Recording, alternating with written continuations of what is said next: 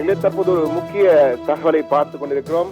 அதாவது பாகிஸ்தான் இந்தியா எப்படி ஆபரேஷன் சிந்தூர் என பெயர் வைத்திருக்கிறோம், அது போல ஆபரேஷன் அவருடைய நடவடிக்கைக்கு பாகிஸ்தான் தாக்குதல் நடவடிக்கை பெயர் வைத்துள்ளது புன்யான் அல் மர்சூஸ் என பெயர் வைத்த புன்யான் அல் மர்சூஸ் என பெயர் வைத்திருக்கிறார்கள். அதாவது வால் ஆஃப் லெட், ஈயம் காரியம் என்பார்களே, அதாவது அதாவது ஈயத்தால் ஆக்கப்பட்ட சுவர், கடினமான சுவர் என்ற பெயரிலே அந்த பெயரை வைத்திருக்கிறார்கள். ஈயத்தால் ஆக்கப்பட்ட கடினமான சுவர் என்ற பெயரிலே அவர் பெயர் வைத்திருக்கிறார்கள். இது தற்போது பாகிஸ்தான் ஊடகங்களிலே புன்யான் அல் மர்சூஸ் என்பது பிரபலமாகி வருகிறது.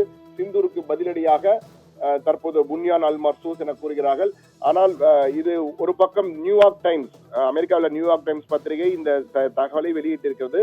புன்யான் உல் மர்சூஸ் என்ற பெயரிலே பாகிஸ்தான் தாக்குதல் நடவடிக்கை ஒரு பக்கம் செய்கிறது என குறிப்பிட்டிருக்கிறது. ஆனால் இதில் மிக முக்கியமாக நாம் பார்க்க வேண்டியது, பாகிஸ்தான் ஒரு பக்கத்திலே தாக்குதல் நடவடிக்கையை அடிக்கடி செய்து கொண்டே இருக்கிறது.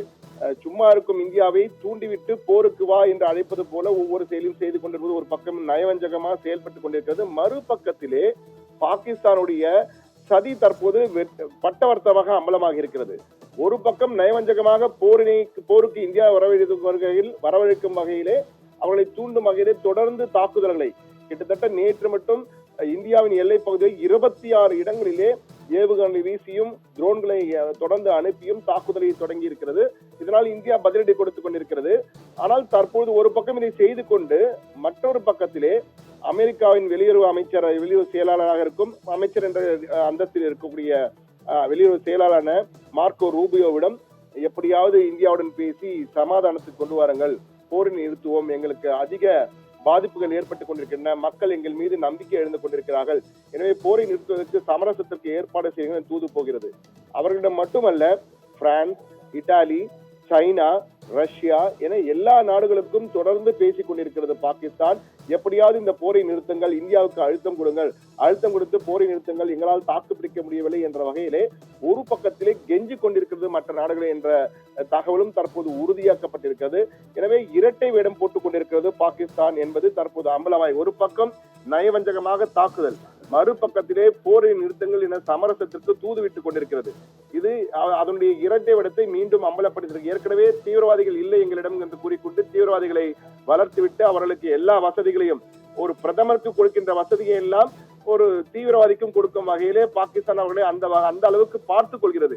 இதிலிருந்த தீவிரவாதத்திற்கு எப்படி அது ஒரு பக்கம் ஆதரவு தெரிவித்துக் கொண்டு அதை வளர்த்துக் கொண்டு மறுபக்கத்தை அதை எதிர்க்கிறோம் என, தீவிரத்தால் நாங்கள் பாதிக்கப்பட்டிருக்கோம் என வேடம் போடுகிறது என இரட்டை வேடம் ஏற்கனவே அம்பலமானது. தற்போது ஒரு பக்கத்திலே தாக்குதல், மறுபக்கத்திலே சமரசம் என தூது விடுவது என அதனுடைய இரட்டை வேடமும் மீண்டும் அம்பலமாகி இருக்கிறது. ஏற்கனவே பாகிஸ்தானிலே பொதுமக்கள் ராணுவத்தின் மீது நம்பிக்கை இழந்து விட்டார்கள்.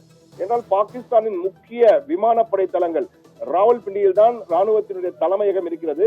அந்த ராணுவத்தின் தலைமையிடம் இருக்கின்ற இடத்திலே விமான நிலையம் நுர்கான் விமான படைத்தளம் இருக்கிறது. ராவல்பிண்டியில நுர்கான் விமான படைத்தளம், இது ராவல்பிண்டியுடைய தலைமையகத்துக்கு பக்கத்து கட்டிடம். அந்த விமான படைத்தளத்திற்கு நேரடியாக சென்று இந்திய விமானங்கள் குண்டுமழை பொழிந்துவிட்டு திரும்பி இருக்கின்றன. அதே போன்று முரீத் சவுக்கல் என்ற இடத்துல முரீத் விமான படைத்தளம், இது ட்ரோன் வார்ஃபேர், ட்ரோன் படைகள் எல்லாம் அங்குதான் இருக்கின்றன, ட்ரோன்கள் அனுப்பப்படுவதெல்லாம் அங்கிருந்தான் அனுப்பப்படுகின்றன. அந்த இடத்திலும் இந்திய விமானப்படை நேற்று தாக்குதல் நடத்தியது. அதே போன்று ரஃபிகி ஜாங் இடத்தில் ரஃபிகி என்ற விமானப்படை தளம், இதிலே JF-17, JF-17 அதே போன்று மிராஜ் ரக போர் விமானங்கள் தான் இங்கு வைக்கப்பட்டிருக்கின்றன. அந்த இடத்திலும் போய் தாக்குதல் நடத்திருக்கிறது இந்திய விமானப்படை.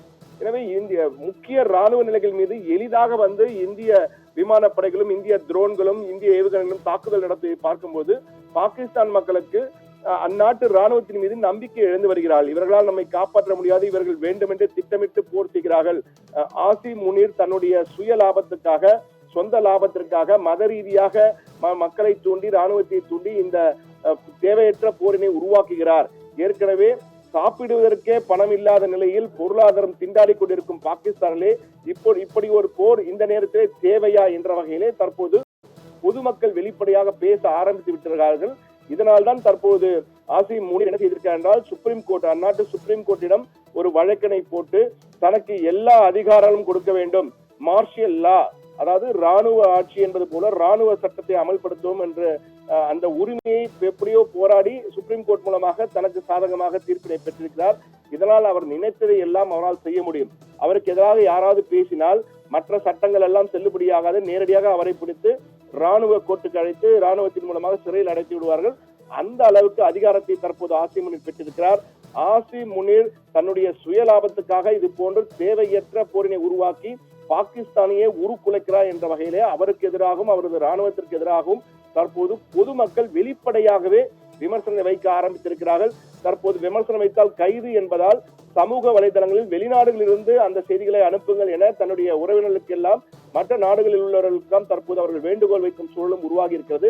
எனவே பாகிஸ்தானுடைய இரட்டை வேடம் தற்போது அம்பலமாக தொடங்கி இருக்கிறது.